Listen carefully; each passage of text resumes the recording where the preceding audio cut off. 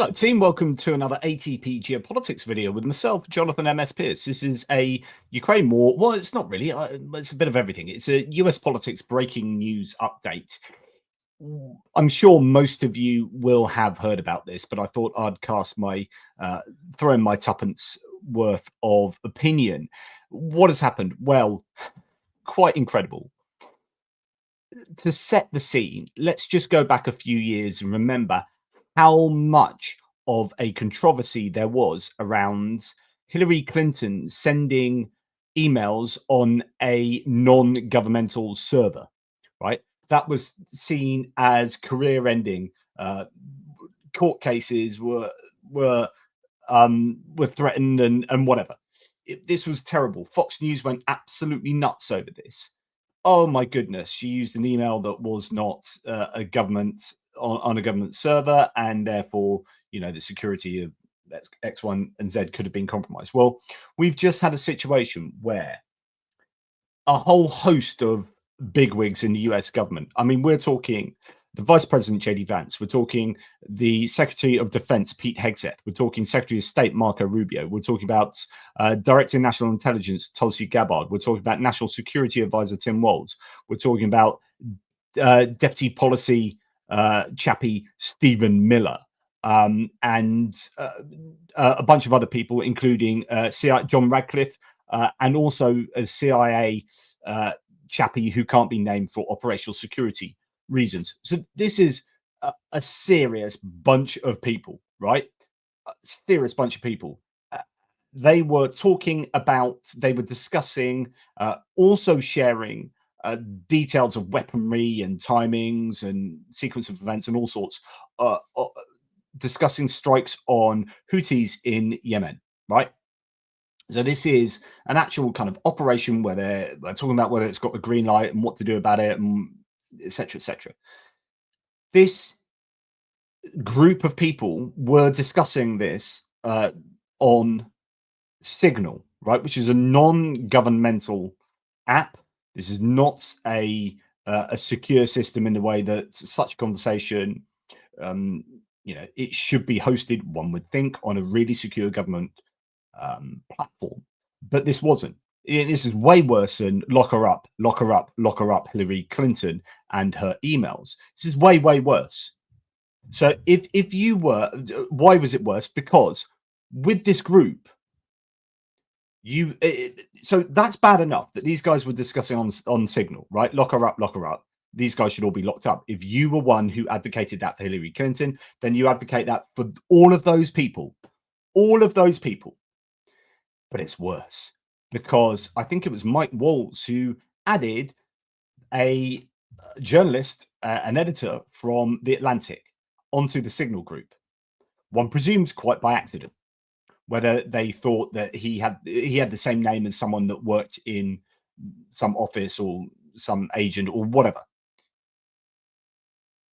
He gets added into to this. That he gets these messages popping up. He's sitting in the car park to the supermarket, gets his messages and goes, "Is this a joke? Like, I don't like, are these the real people? Is that the real JD Vance? Is that?" It doesn't say anything, and actually waits a couple of hours to see whether the missiles are launched against the Houthis in Yemen, and they were. And he's like, "Oh my goodness!" Goes back, talks to loads of lawyers. They're like, "Holy crap!"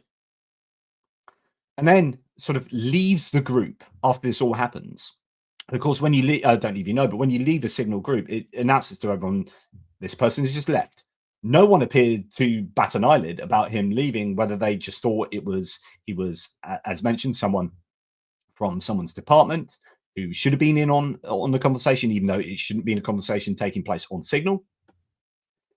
He obviously screen grabs everything, of course you do, and then confirmed with people involved in that conversation that it was actually them, and this was a bona fide conversation, and it was confirmed to be that, and then they went through some kind of denial process. Okay, let's take a look at some of what was discussed. I mean, already we don't really need to go into too much other detail to know that this was deeply, deeply inappropriate and a huge security faux pas. Now, what the journalist, is it Jeff Goldberg? Yeah, Jeffrey Goldberg. What he does state here is that a lot of the messages he can't share due to operational security, right? I mean, at least he's holding to that. Okay, so he's not sharing everything, and as mentioned previously, at least one name is not mentioned in here. But if you look at what has been included, there are quite a few things that we can take from this. First of all, I mean, the only good thing that comes out of this is that Pete Hegseth appears to be somewhat aligned with old school American policy. I say old school as in, China and Russia, the bad guys type thing, which we can't tell these days. So there is that. But what we do here is slagging off of Europe, very, very much so, explicitly so, and a lot of emojis when concerning yourself with very serious things like bombing the crap out of Houthis. Right, JD Vance, Pete Hegseth, if you think we should do it, let's go. I just hate bailing Europe out again. So, of course, JD Vance, with his hatred of Europe, just hates bailing them out because the idea is, and I think it says it in one of the, I don't know here, but I think he transcribes it that Europe are, is it the US 3% of trade goes through the Red Sea, whereas Europe it's like 30% of trade or something. So the idea is that we're doing this as a favor to the Europeans. I just hate bailing Europe out again. Just let's make sure our messaging is tight here. And if there are things we can do upfront to minimize risk to Saudi oil facilities, we should do it. Pete Hegseth says, Vice President, I fully share your loathing of European freeloading. It's all caps pathetic. So, okay, first negative is this conversation shouldn't be happening on Signal. Lock her up, lock her up. Second issue is that you shouldn't be including a journalist accidentally on such a top security conversation as this. Like, lock all of these people up. Third, at the very top, the Vice President and the Secretary of State, the Secretary for Defense, appear to hate Europe. Or they certainly hate our European freeloading. It's pathetic. I share your loathing of their free riding. I just hate bailing out Europe again. So there's a real resentment towards Europe. And that's right at the top of the American political pyramid. So just factor that into everything that's going on with Ukraine and everything that's going on with NATO and Europe. Just that's the train of thought that is taking place with these decision makers. But Mike is correct. We are the only ones on the planet on our side of the ledger. And that's the idea that we got our side of the ledger. So he still believes there is a ledger, right? Who can do this? Nobody else even close. May be the case. Question is timing.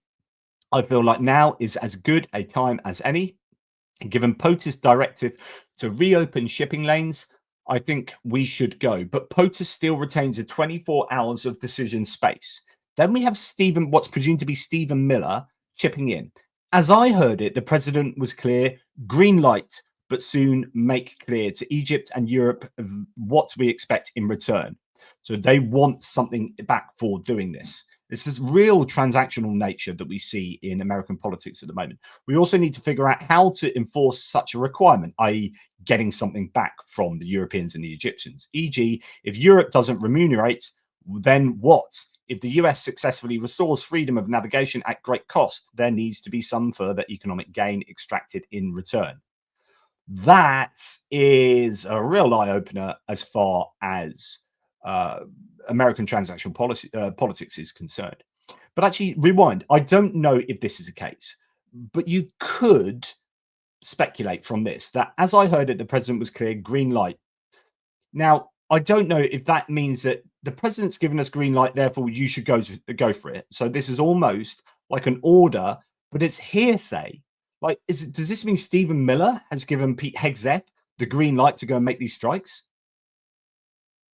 Like, what's going on there?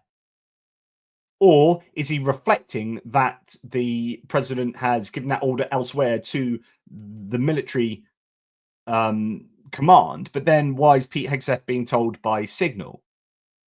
So there's definitely some questions that need answering there. Like, because Stephen Miller, like, where's the chain of I don't know, accountability there?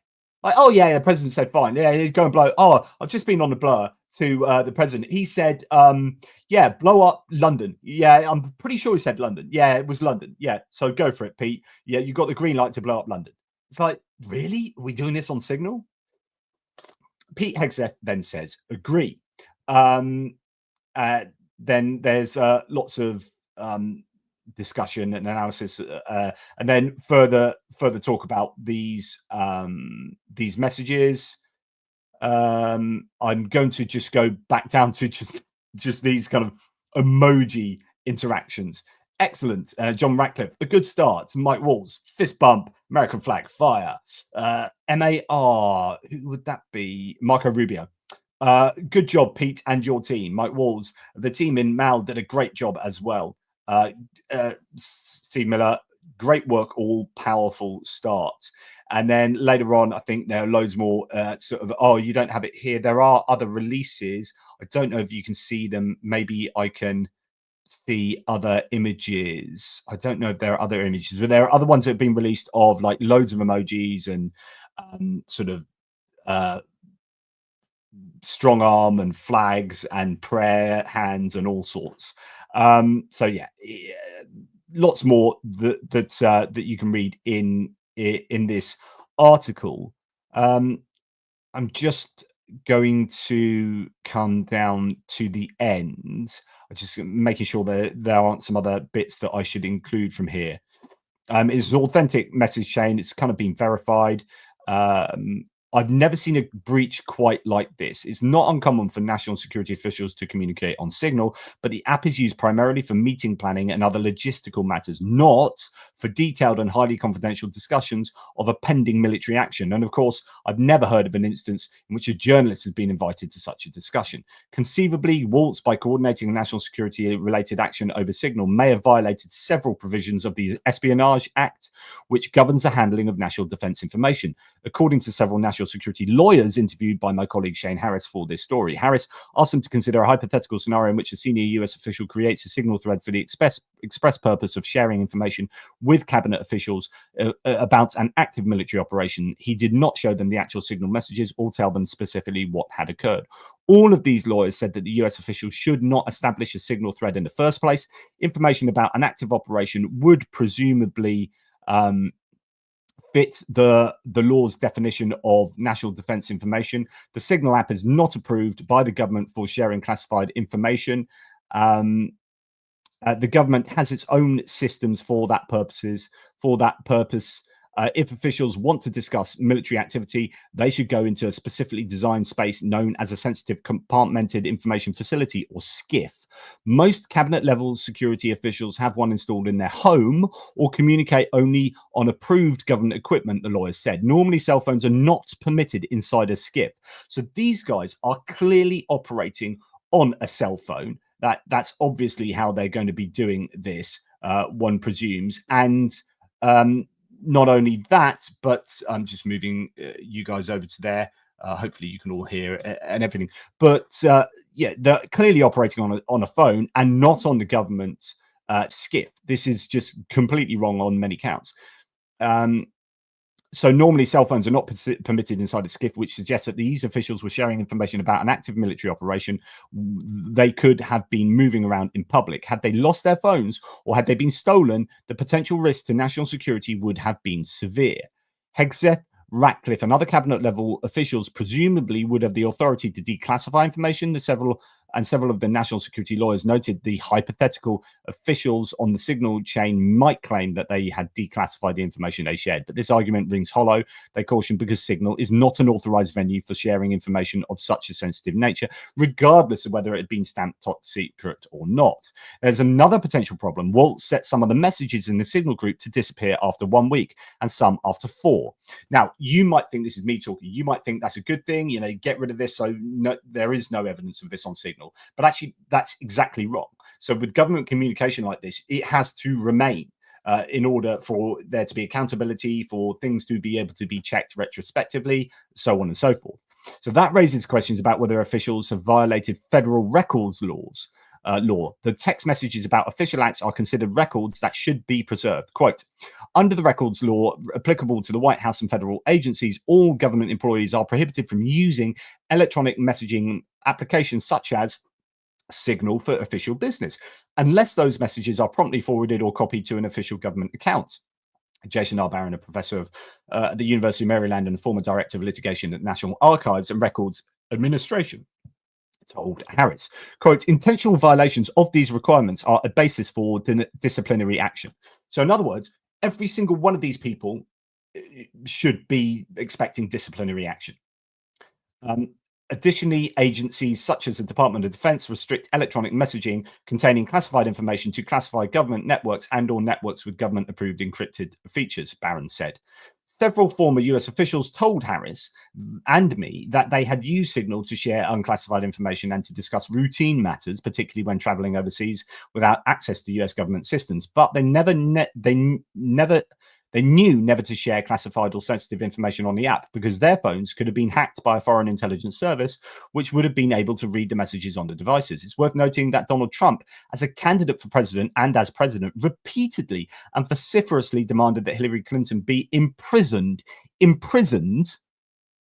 for using a private email server for official business when she was Secretary of State. It is also worth noting that Trump was indicted in 2023 for mishandling classified documents, but the charges were dropped after his election. Okay, so if you watching this are a human being who got up in arms about the Hillary Clinton emails, then you should be going absolutely mental about these. And if you're not, ask yourself why not, and whether you are just victim to double standards and biased. Absolutely, 100%. Donald Trump should be calling for each one of these people to be imprisoned. And if he doesn't, then he is committing to double standards. He's a hypocrite, and he should be absolutely called out for it. And this should not be allowed to rest for weeks and months, and Fox News should be going nuts about this. And if they don't, they're just a bunch of scurrilous hypocrites. He continues, Waltz and the other cabinet level officials were already potentially violating government policy and the law simply by texting one another about the operation. But when Waltz added a journalist, presumably by mistake, to his principal's committee, he created new security and legal issues. Now the group was transmitting information to someone not authorized to receive it. And that is a classic definition of a leak, even if it was unintentional. And even if the recipient of the leak did not actually believe it was a leak until Yemen came under American attack. All along, members of the Signal Group were aware of the need for secrecy and operational security. In his text detailing aspects of the forthcoming attack on Houthi targets, Hegseth wrote to the group, which at the time included me, quote, we are currently clean on OPSEC. Except they weren't. Not for a whole host of reasons. Okay, there's a lot more to it in there, a lot more about the content of what was shared. And of course, much of what was shared, Goldberg was unable to share in the article, again, due to operational security reasons. So yeah, this is a pretty incredible story. And it's going to be really interesting to see how the right-wing media react to this, because if they aren't up in arms and if they don't go hell for leather at Trump and his administration, absolutely lambast them, then they're all a bunch of freaking hypocrites that aren't worth the breath that comes out of their mouths. Because that really, really does annoy me. It's one rule for everyone else, but a different rule for themselves. But there you go. I wonder what will be made of this. There really should be. I mean, we've got to a point where there's been this Overton window of acceptability moving to where craziness has been normalized. The Trump administration just outright lied to people on a daily basis. Ukraine have been given $350 billion worth of aid. No, they haven't. Yes, they have. And we're going to lie about that one day, the next day, the day after, and the day after. And it doesn't matter that I've been called out by a prime minister, a president, and another president, right? Two presidents and prime minister have called me out in public for that lie. And I've seen corrections of that, but then I'm just going to keep regurgitating it. So we've got to a situation where we know that the president of the United States of America just lies through his teeth. And you may be the biggest Trump fan, but you cannot deny that because it's empirically provable, right? He lies. He lied about the encirclement of the Ukrainian troops in Kursk. He was then. We know that the intelligence has given him the truth for the week, but he lied repeatedly about that because he preferred. Or, hmm, hmm, yeah, we can look at the definition of lying in that case, whether he just puts the information from the Kremlin at a higher value than information from his own intelligence services, that there's almost a confirmation bias that's working there. But if that's not lying, then that is outrageously irresponsible information evaluation, right? If he's not lying, he's a complete douchebag. Like Trump is there's just no excuse for doing that. Like it's almost better that he's lying, right? But that he's lying about that and the money and all the other things he's lied about copiously, it makes him a tremendously disreputable leader. Now we have this situation where, you know, here's a man that lies so often that we allow lying to it's just become normalized. Well, have we got to a point where just a couple of years ago, lock her up, lock her up, lock her up just becomes, oh, well, you know, oh, well, we'll just, Fox News won't give us any hassle. So we just carry on as if it didn't happen. And CNN, well, they're corrupt. MSNBC, they're corrupt. In fact, they're both corrupt and really they should be illegal. So we're going to shut them down. Fox are on our side. So who's going to report it? No one's going to report it. No one cares. And so half the population in America just are not accessing this incredible security breach. It just, you know, you either have rules and laws or you don't. If you're going to break all the rules and laws, just bring out an executive order and say, by the way, there are no rules anymore. I'm in charge, Donald Trump. I'm in charge. There are no rules. Too bad. We've thrown them all out the window. Doesn't really matter. I'm going to do what I like. But there you go. Where we go from here, I just don't know, because these are crazy times we live in, and I really do hope that there is some serious comeuppance for these individuals, because this is the top brass right across the government, and this is an absolute humdinger. And it's really interesting. I listened to the Bulwark analysis with Sarah Longwell and JVL, which is a very good analysis, by the way, if you want to go and listen to that after mine. And they were picking out loads of fascinating aspects to this and how problematic it really, really is.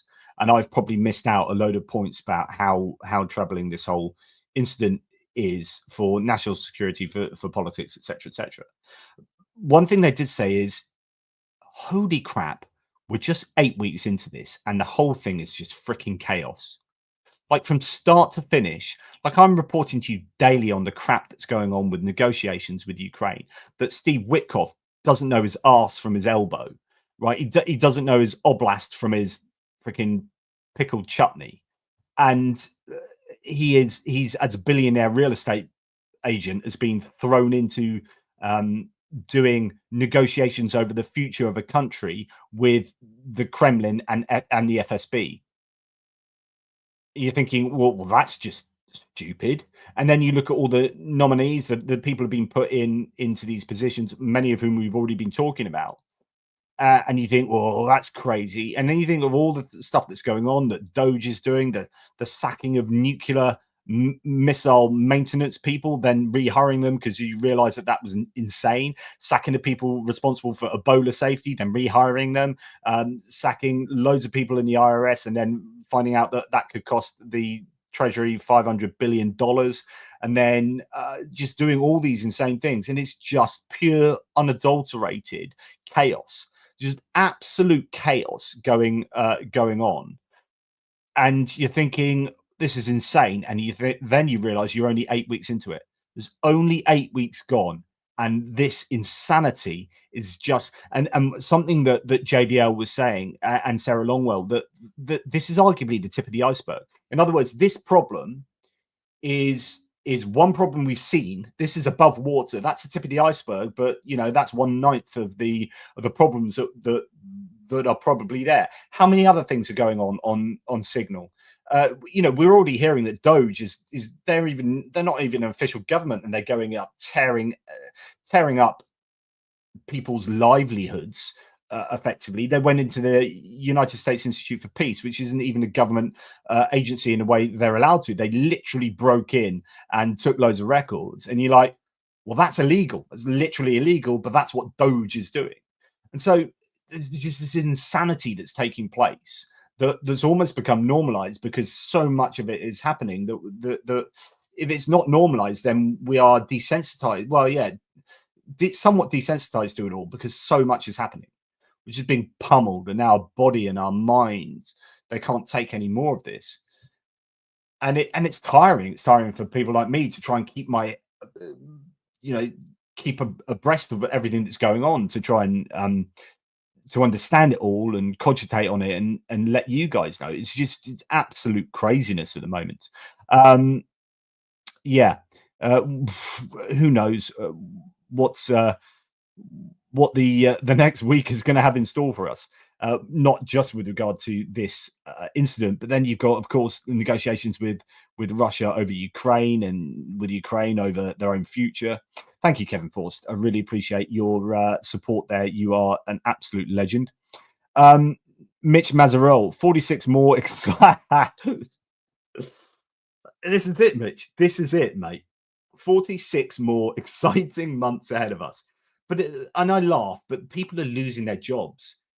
Veterans, or veterans and non-veterans alike. It doesn't matter whether you're a veteran or not. People are losing their livelihoods with these swinging cuts. People are dying with the cuts to USAID. People with malaria and HIV treatments now no longer have that, as those treatments rot in a warehouse.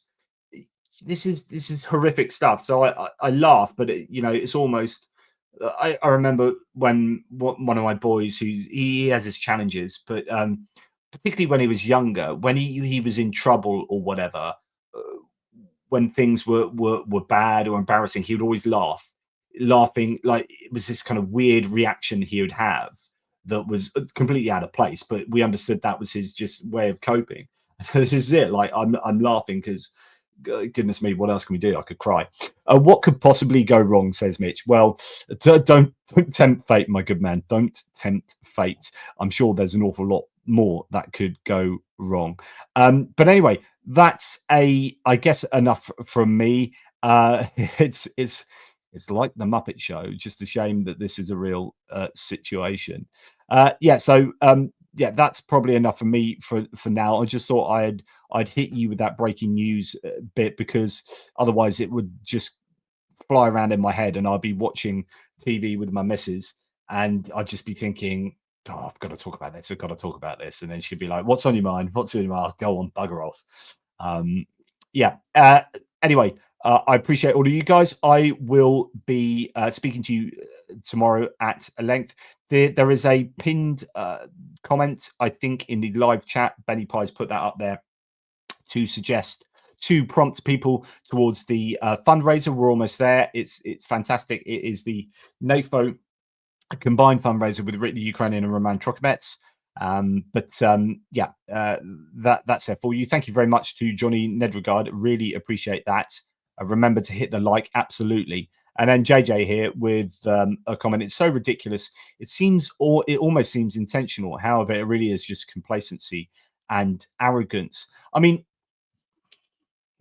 on the one hand, I do understand the lure of using something like Signal from a human point of view. It's like, oh, let's just get a WhatsApp group together. Let's get a Signal group together, and let's just chat because it's easy, and we don't have to like all the faffing with 15 factor authentication for the government system or something like that. let's just do this and let's talk about bombing a country, shall we? And with the far more detail than is in that article. It's, as mentioned, OPSEC detail was there was detail that can't be shared due to OPSEC. So, serious conversation was had, but I do get the lure. But you might feel the temptation to bunk off work 3 hours early, but you don't, because you do things properly, right? Especially when you are, I don't know, Secretary of Defense, especially when you're, I don't know, National Security Advisor, especially when you're, I don't know, Director of National Intelligence, especially if you're, I don't know, Secretary of State, for example, especially if you're, what's that one? Oh yeah, Vice President. So no, you've got to do things properly. You do things properly, especially when you were no doubt the ones absolutely harassing Hillary Clinton over her emails. You don't get to do that. You don't get to ask her. I want someone to go through the internet now and go through all the videos around from like 2015 to 2020 and capture every single Republican representative, every single Republican senator, and every single Republican politician, and every single Republican aligned media personality. Find every bit of footage of them giving Hillary Clinton shit. I want that on camera, and I want that put into a montage, and I want that played to them and say, and now what? And now what's your it's different here, signal. Yeah, bollocks, mate. That is not acceptable. You asked her to be locked up. You asked her to go to prison for something that was a fraction of the issue that this is. And you don't get to do that and just say, oh, that was then, this is now. So I want a montage of all those people and what they said at the time, and I want that thrown in their faces, and I want it thrown in their faces week after week after week until they bloody well accept that they are just a bunch of hypocrites and that they should likewise go to prison if they really think that Hillary Clinton should have been locked up for that. That's what you think. What's good for the goose is good for the gander. Anyway, that's clearly enough from me. As Christopher here, Evans says, how many Republicans will mention or complain about this? Well, the answer is, of course, 0. And there have been moves to discuss or to move, possibly. I mean, we don't know. There have been rumours that people in the Five Eyes, that's the UK, Canada, New Zealand, Australia, and of course the US, but those other 4, are wondering whether it's wise to share secure intelligence with the US. And you look at this and you think, well, yeah, it's probably not that wise, is it? But I think one of the things to take away from this is the sheer disdain for Europe. I think that is really clear to see. There's a palpable, real visceral disdain that these guys are showing for Europe, and I think we can see that reflected in policy, in public speeches by Vice President Vance and others. So yeah, absolutely. Right, I keep saying that's enough for me. That really is enough for me. Thank you very much, guys. Take care, and I will speak to you soon. It has been half an hour of me wittering on. That's probably quite enough. Keep an eye on this, guys. Just have a look, particularly into what right-wing media is saying about this. Fox News, particularly, and I'm going to be very interested to see what Donald Trump says about this, because I'm fairly sure it's not going to be lock them up. I'm fairly sure he's not going to go to a rally and say, lock them up, lock them up. But I tell you what, I'm going to shout it. Toodle pips.